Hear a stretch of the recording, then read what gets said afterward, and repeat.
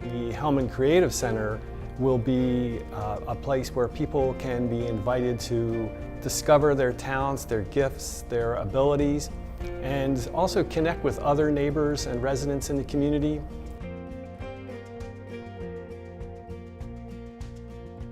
This was a building that was on our radar for a while. The residents, the community, everybody wondered what was going to happen with it. It's a large building that sits out prominently.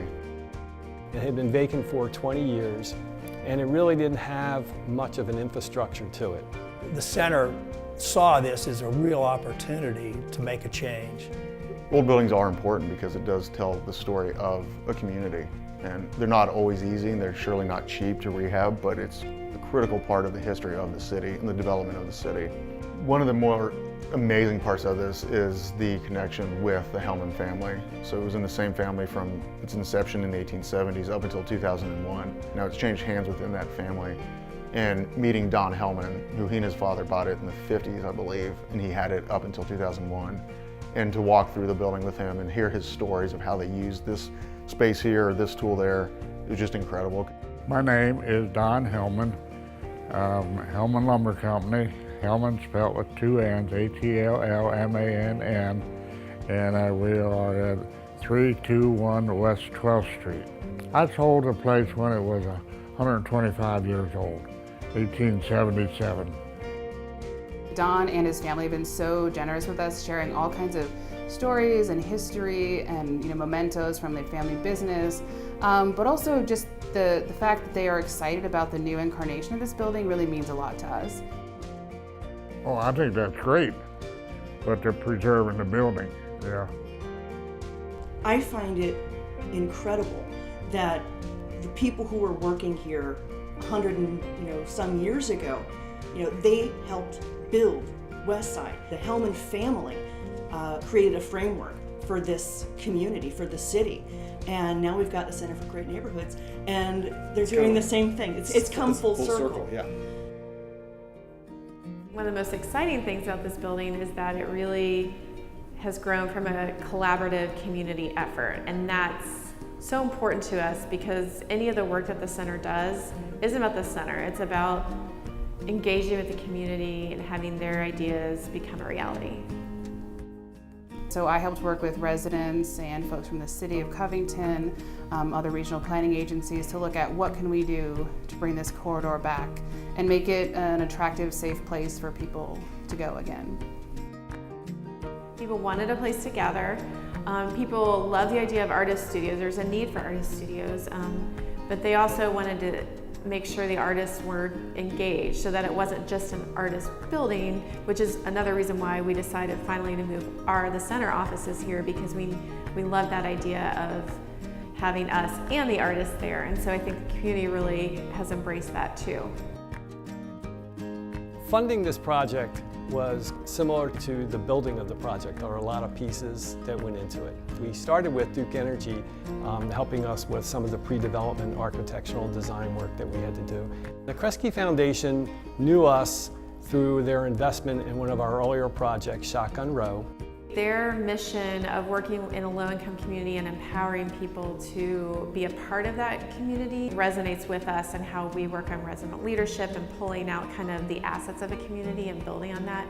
I think having that, especially that national funder, really helped other local funders see the potential in this project. And then finally, we had a number of critical funding pieces from local funders, foundations in this community who really stepped up in a big way to help us close the gap. I think they discovered that the center, in addition to being proficient in real estate development, that we really had the dimension of helping improve the community through people power. I think what makes Covington great is its historic building stock. We've rehabbed over 30 buildings in Covington, in and around this neighborhood primarily. That character of the neighborhood is what makes the city unique. Of course the people, but also the buildings. Construction started in September of 2015, but the project in pre-development lasted for about 2 years prior to then. So working with site acquisition, getting the building, and then figuring out what we were going to do with the space, working with the architects, and then of course going for the historic tax credits. The building was abandoned, it was boarded up, had no utilities to it. There was a lot of debris in the building, and it was very dark. It was really challenging to understand what this building really was on the inside. To help activate the whole boulevard, we wanted to have lively spaces in the front of the building, so to help activate the whole boulevard. So also the elements of the pulleys and the different equipment that was left in the building, that people could really experience and get up close and see what this was in the past. See what this was in the past. It definitely presents a challenge when you take an old building that dates back to the 1870s and bring it up to a modern code, but then also adapt it for a completely different use. A project like this takes a lot of time and a lot of hard work on a lot of people's parts, and so it really was a team effort, both like at the center, just kind of formulating the plan, what we were going to do, and kind of just envisioning and dreaming how we would use this space. And then of course, once we decided on that, working with the architects, they did a wonderful job, Hellmann. Then working with the state and the Historic Preservation Office down there. And then of course, Century Construction, they've done a great job. And you know, a lot of people in construction don't like to do rehabs because they're costly, they're timely, and you always are uncovering stuff that you were not anticipating. There are powerful developers all around this region that are struggling with projects like this. And little old Center for Great Neighborhoods took this on and made it happen. I think we have a lot to be proud of. We're really excited that on the first floor of this building we have artist studios that we're leasing to all kinds of amazing artists and creative folks. And we have community meeting event space, both on the first and second floors. You know, we've been interviewing artists for some of the studio spaces in here, and I'm so impressed with the passion that they have for their art, but also for connecting with other folks in the community. And their general just sort of excitement about being a part of this project, and all of us trying to figure out what this looks like together. The Carnegie is our first tenant. They've been on board since way before we actually had any plans for this building. We are a gallery, a theater, and education center, and we produce 4 main stage productions a year. But because our space is so tight, we actually build all of our sets on site. Hellmann is very attractive to us, and we're really excited to be a tenant because we're going to move our wood shop into the Hellmann building to do all of our scenic work. For me, it's exciting that coming to Hellmann helps build our footprint in Covington, where we are home and where we love Covington, and it helps get our name out more to people who we are and what we do in building that attendance. I think this is a great asset for the community. I really do. Anytime you can get artists more involved with the community, keeping them here, retaining them, and then inviting public in to see kind of the artists at work. I think that's just the coolest thing. In one way or another, disparate people from the community somehow get to know each other here and do good things here. We think is a more creative space that'll help, again, pull out that creativity. Kind of what we see in creative placemaking is fostering creative ideas and solutions from people that might not consider them artists and implementing those in the community, while also working with artists to kind of implement solutions in the community as well.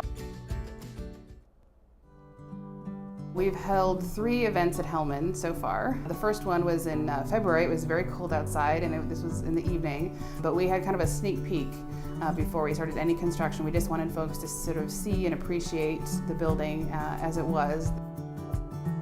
We thought we might have 70 people there on our wildest dreams, and we had 400 people there. It was amazing. But it was really neat. You could see the potential, and everyone was very curious about what was going to happen. One of the things that I was really excited about was that we had lots of folks from the Hellmann family came. We had like 40 members of the Hellmann family came to see the family business, see the building, and that was really special for them and for us.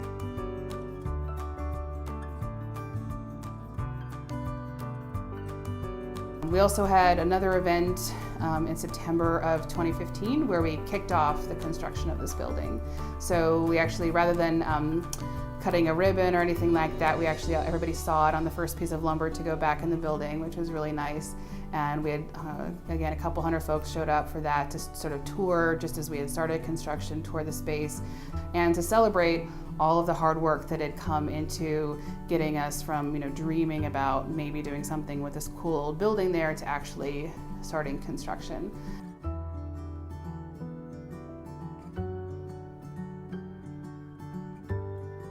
Our grand opening event was a huge celebration for the community, for all of the hard work that went into putting this building back into service, and for all of the great spirit and connections that folks are making here.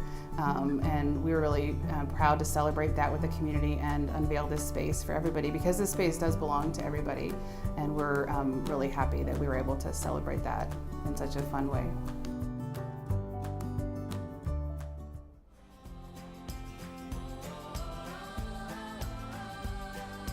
There has had to be a team involved to get this project done. So everyone was able to bring their different gifts and talents. All of that really involved just a huge team of people, and that for me is what's most exciting, because I think that's what ultimately we want the Hellmann Creative Center to be, is a place where people all are able to use their gifts and talents in different ways in the community. And we wanted to preserve this building so it says, hey, there's stuff going on here, there's great things happening in Covington. When this building is occupied and the activities start to take place, we're going to see a rebirth of this area. So it's very exciting to be part of that. I can see the light at the end of the tunnel. I can see where we're going to be headed. The issues of vacant buildings up and down 12th Street, it is clearly going to be a thing of the past very soon. I am so incredibly thankful for the center, and it's not only for Hellmann, but the stuff that they continue to do in Covington. They are truly changing the landscape of what Covington looks like, and that is a really important thing. I'm not sure how other communities do without a place like this. Every community needs a center like this center. I mean, this is not just going to be the Center for Great Neighborhoods, this is the Hellmann Creative Center. That was a choice that we made very explicitly to keep the name of this building Hellmann. And so that again honors the connection with Don and his family. The Hellmann building and the Hellmann family created an infrastructure, I mean, quite literally a skeleton for the city of Covington and the West Side. And now that the Center for Great Neighborhoods has saved this building and has turned it into such an amazing place, they get to fill it in with families and community. This building really signifies, I think, that shift on the creative and the inspirational in people. It's kind of a renewal to look at creativity as a way to make your community better, and I think it's really exciting for the future of the center.